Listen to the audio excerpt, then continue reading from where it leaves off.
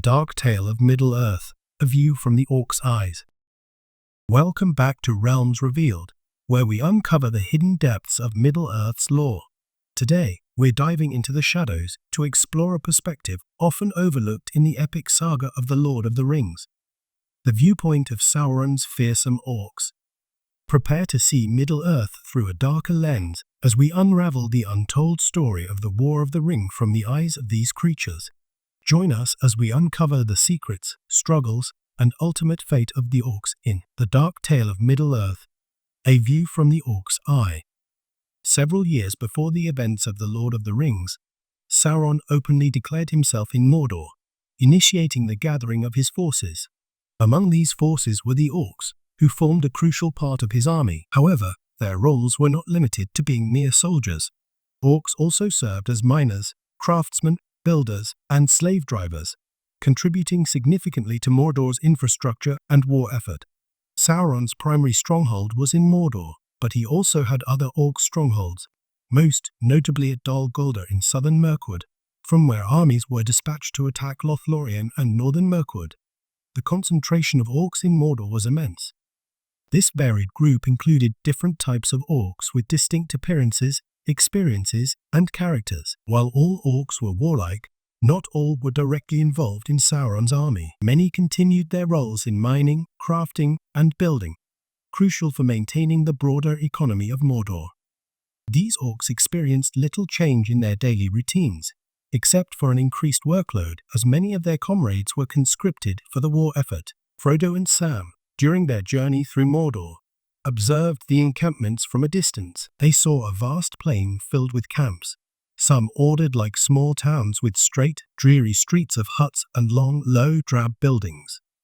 This description offers a glimpse into the day-to-day life of an orc, marked by incessant labor and the looming presence of Sauron's influence. We wondered how the lord of this realm maintained and fed his slaves and armies, yet armies he had, as far as their eyes could reach along the skirts of the Morgai, and away southward there were camps, some of tents, some ordered like small towns. Life in Mordor for an orc was harsh and unrelenting. These creatures lived in a land of shadow and fire, constantly toiling under the oppressive eye of Sauron. The Orcish society in Mordor was highly structured and disciplined, but also brutal and unforgiving. The encampments where they lived varied from temporary tents to more permanent huts and buildings, reflecting their transient yet laborious lifestyle. The orcs of Mordor were not a monolithic group. They included various types, such as the formidable Uruk-hai, who were stronger and more disciplined compared to the common orcs found in places like the mines of Moria. This diversity often led to internal conflicts and rivalries, adding to the chaotic and violent nature of orc society. Despite their differences, all orcs shared a common bond of servitude to Sauron, their Dark Master. The description of the encampments by Frodo and Sam paints a vivid picture of the orcs' living conditions. The ground was busy with folk going to and fro, reflecting a relentless, bustling activity. A wide road ran from the encampments to the Morgul Way, along which many lines of small black shapes were hurrying, illustrating the organized yet oppressive environment in which the orcs lived and worked. The ground was busy with folk going to and fro. A wide road ran from its southeast to join the Morgul Way, and along it many lines of small black shapes were hurrying. The orcs' lives were marked by constant labor, with little respite or freedom. They were bound to Sauron's will, driven by fear and the promise of power. However, their existence was also marked by a sense of hopelessness and despair, as they knew that their lives were ultimately expendable in the eyes of their master. First moves of the War of the Ring, began in earnest with Sauron's surprise attack on Osgiliath, the ancient and ruined former capital of Gondor. This strategic move aimed to gain control of the crossing over the Anduin River, a critical point in the defense of Gondor. Boromir recounted the battle, emphasizing the suddenness and ferocity of the assault, which caught the defenders off guard. For the orcs involved in this assault, the orders came swiftly from Minas Morgul, located just 20 miles northeast of Osgiliath. The attack was led by the Nazgul, the 9 ringwraiths who served Sauron. Their presence served a dual purpose: to instill terror in the hearts of their enemies and to maintain discipline and order among the Orcs.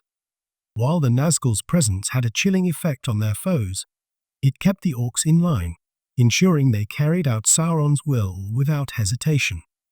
The relationship between Sauron and his Orcs was one of domination and control. Orcs were not mindless automatons, they had their own thoughts and desires, but they were bound to Sauron's will. This connection was strongest in Mordor, where Sauron's influence was most potent. Orcs further from Mordor, such as those in Moria, operated with more autonomy, but still felt the pull of Sauron's power.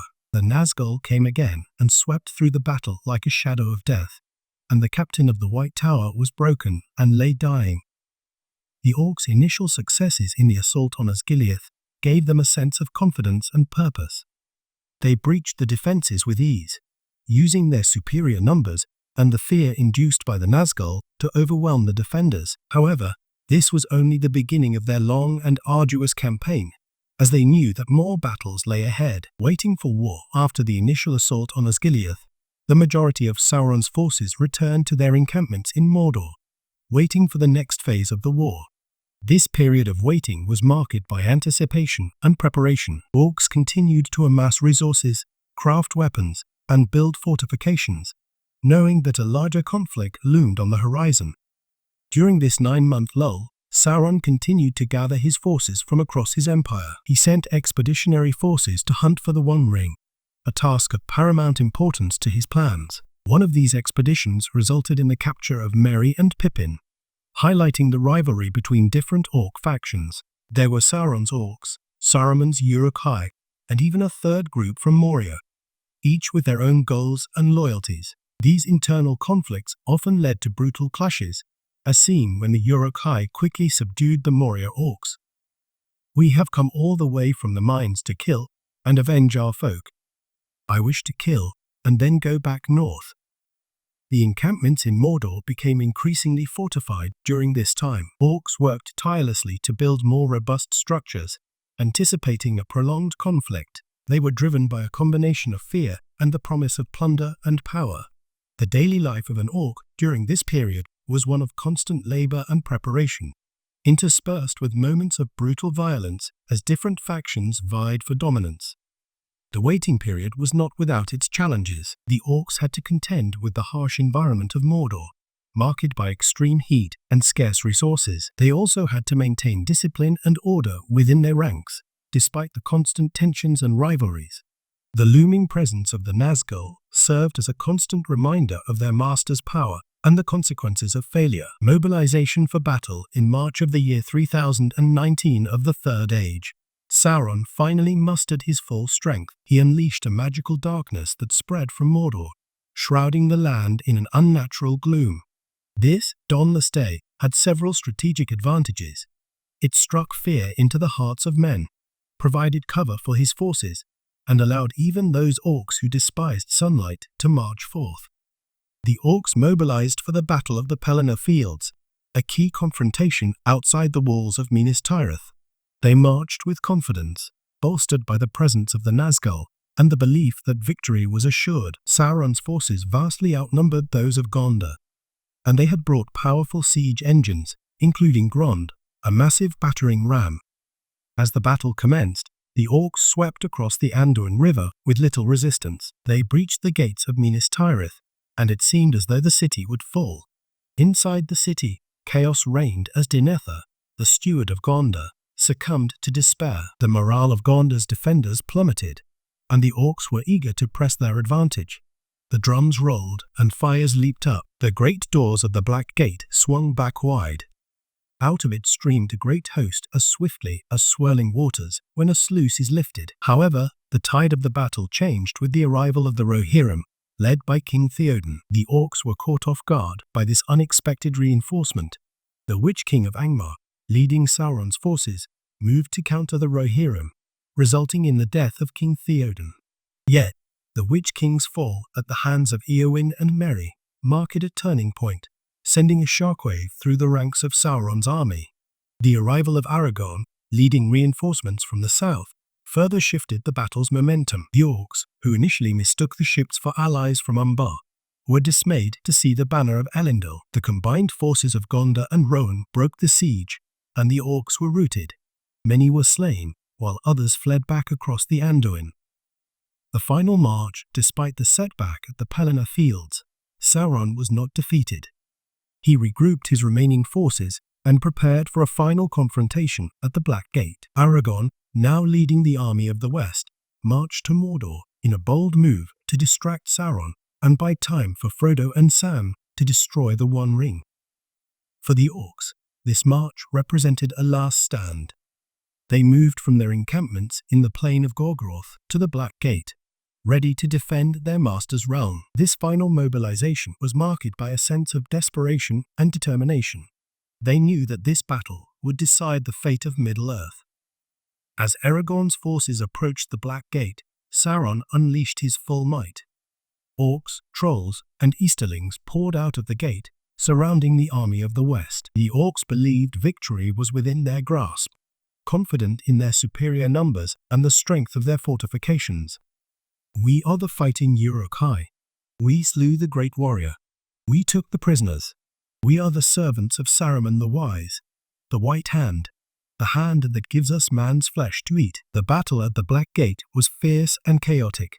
Aragorn and his allies fought valiantly, but they were vastly outnumbered. The Orcs, driven by their hatred and fear of Sauron, fought with a ferocity born of desperation. However, unbeknownst to them, Frodo and Sam were nearing the end of their perilous journey to Mount Doom. In the midst of the battle, the One Ring was destroyed. The fall of Sauron shattered his control over the Orcs. Leaderless and directionless, many Orcs fled or turned on each other in confusion. The power of Mordor was broken, and the remnants of Sauron's army were swiftly defeated by the forces of the West. Aftermath and defeat. With Sauron's fall, the Orcs faced a grim and uncertain future. Their leader was gone, and the dark power that had bound them together dissipated. In the chaos that followed, many Orcs were hunted down by the victorious forces of Gondor and Rohan. The remaining strongholds of Sauron's forces, such as Dol Guldur and the mines of Moria, were systematically cleared by the free peoples of Middle-earth. The defeat of the Orcs was not just a military victory, but also a symbolic one. It marked the end of an era of darkness and the beginning of a new age of peace and prosperity. The scattered remnants of Sauron's forces were pursued and eradicated, ensuring that they could no longer pose a threat to the stability of Middle-earth. The power of Mordor was scattering like dust in the wind, as when death smites the swollen brooding thing that inhabits their crawling hills and holds them all in sway. Ants will wander witless and purposeless, and then feebly die. So the creatures of Sauron, orc or troll or beast spell enslaved, ran hither and thither mindless, and some slew themselves, or cast themselves in pits, or fled wailing back to hide in holes and dark lightless places far from hope. The Orcs' perspective on the War of the Ring reveals a tragic and complex narrative. They were creatures created and enslaved by dark powers, driven to war by fear and hatred. Their existence was marked by brutality and exploitation, and their downfall was inevitable with the defeat of their master. The story of the Orcs adds a layer of depth to the epic tale of Middle-earth, highlighting the suffering and despair experienced by those on the losing side of the conflict. We hope you've gained a newfound appreciation for the complexities of Tolkien's universe and the often overlooked perspectives within it.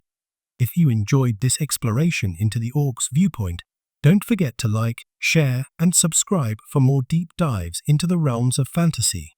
Until next time, may your adventures be as epic as they are enlightening.